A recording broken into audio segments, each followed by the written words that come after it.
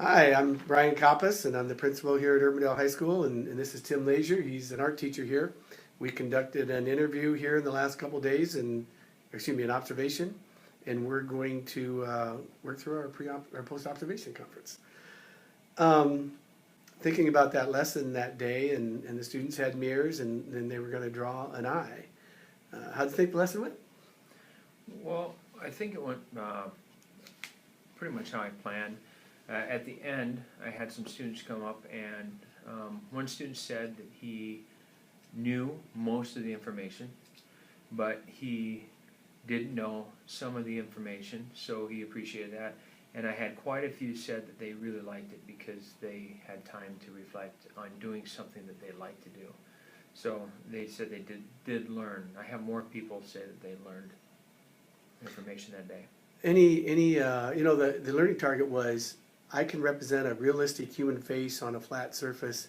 Did they meet the learning target? Did you feel like by the end they were where you wanted them to be for that lesson? Um, I think so. Yes, definitely. Yeah. In terms of the whole face and stuff now, did you learn anything about that lesson to help you with future lessons? And Yes, I was, when you were in observing, I was trying to ignore the fact that you were there and work like I would normally work. But I did find myself, as the lesson went on, I felt at the beginning of the lesson it was going slower than I wanted it to. And it seemed like I was getting lots of wait time. I was walking around the room and I was looking. And towards the end, I started to get a little more uptight about that, thinking, well, should I move this along? And that did, I was going very sequential at first, and towards the end I started going a little less sequential. Afterwards, I informally quizzed the students about how they felt the pacing went. And they said your pacing was good at first, but towards the end you started going too fast. So it showed me that even though I'm uncomfortable with the amount of time that it's taking for students, the reason that I should take time so they can absorb the information and they have time to see it and use it. so, kind of a target for growth on that lesson would be improve the pacing or maintain a pace Right. at the. And not get it bent out of shape, not try to push it to get more information in, but to just Right. slow it down Right. so they can get comfortable with the information. Any strengths to that lesson that you felt?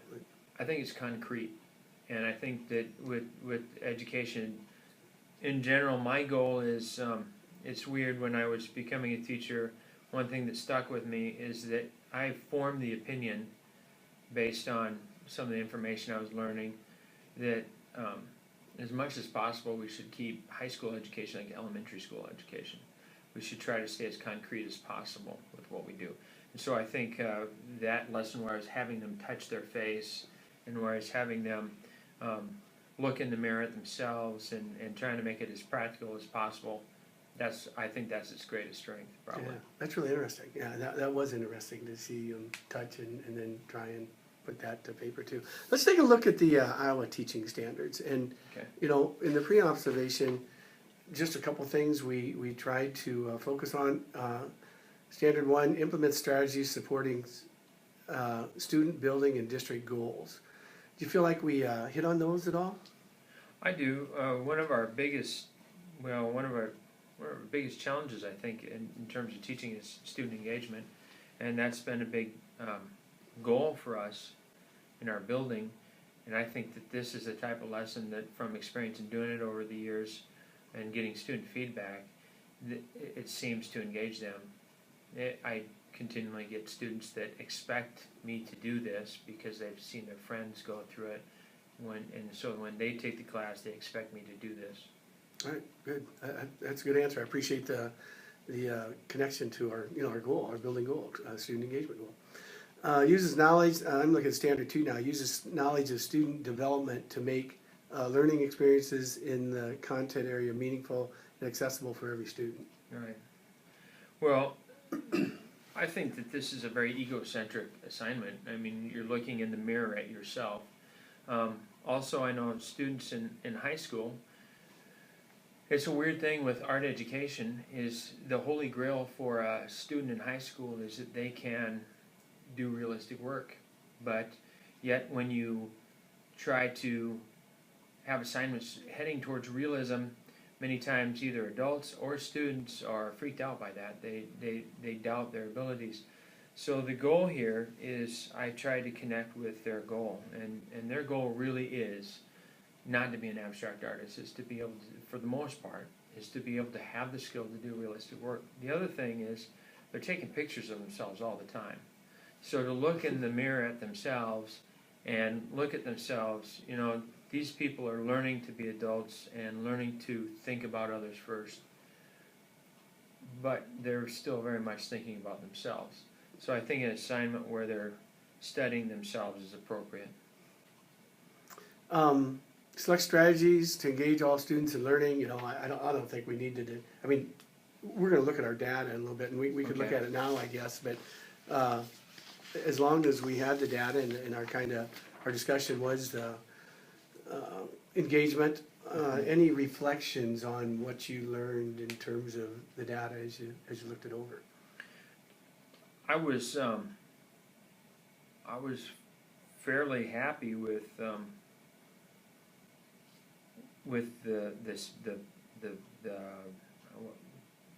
order, the modeling, and then walking around the room to check that everybody was getting it, and then and I find that the biggest challenge for me is doing that, making sure I'm walking around the room to hit everybody. Mm-hmm. Because that's where the teaching gets hard, because you'll always have one or two people in the room, usually it seems like, where the connection is just really difficult for them.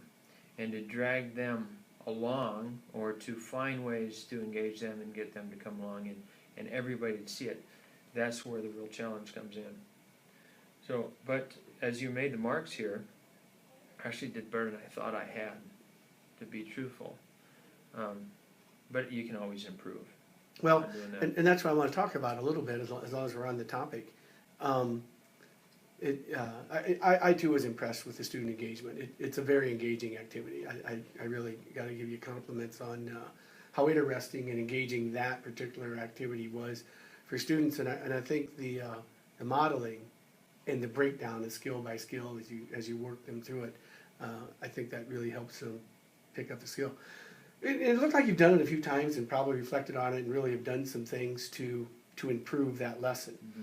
And as you look through the marks, we talked about the straight girl ahead of time, that perhaps that would be somebody that maybe would get unengaged, and actually Right. she did, but not to a great extent. Right. So what do you think about that lesson? And it's been practiced, and how do you improve on that lesson? How do you get better on that particular lesson? What were some things you'd like to see improved? Well, I think that there's on a technical side, there's some things like, for instance, the next day I did the nose, and when I shaded the nose, there's areas of the nose that I'm stronger on, and there's areas of the nose that I'm weaker on, and so when I got to that point, you've got to really look to get people to do this sort of skill and to build skills in observation and be able to record what they see. You have to go on there first, and you have to really break it down. You can't have a bunch of superfluous information to get in people's heads and cloud them. You've got to be very concise, and you have to break it down in a real practical way. I think that one of the things that I can look at, I haven't spent a lot of time really sitting down and looking at how can I break this down further, more concise. Because there's literally things that I have a hard time with, that I've really struggled with teaching students, like, for instance, the idea of ratios. We're supposed to support other one of our standards is to show how art is related to other disciplines. Mm-hmm. And we're supposed to do that anyway to support building goals, to support literacy and things like that. Well, just today I was trying to explain how we use the eye to measure how long the nose is and how wide the nose is. And the idea of them taking a measurement here and on the face, but having a different scale on a piece of paper, but using the ratios there, I think I need to spend some more time to really find about 10, different ways to explain that. And that are all practical and concise, so that I'll have more tools in my toolbox to be able to reach more types of thinkers. So I think that that's an area I could really improve on this lesson. That's really a good reflection. I appreciate that. I think that's hard to come up with on the spot to be able to do that. So I wanted to just point out that something I did as I was looking at the lesson, and I was thinking, boy, this is really a good, engaging lesson. I went ahead and scripted your questions. Did you happen to look through those questions? I did, yes. Anything about the questions that struck you, or Yeah. how'd you feel about your questioning techniques and how those went? I started questioning my questioning techniques because I asked a lot of open-ended questions I don't expect an answer.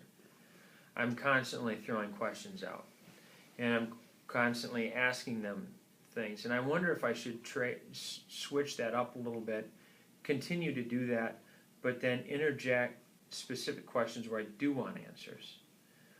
That way they aren't all just out there floating, and maybe that will help with the idea of engagement. You know, I give you 5 questions that are rhetorical or that you're supposed to reflect on, but then I pull out a specific one, and in a way that's, you know, not threatening and shut people down, give one to somebody, and then they're with it, and then they can, you know, I can go back to some rhetoricals and then hit them with one where it's more specific Right. feedback. Oh, you did reflect on that a little bit.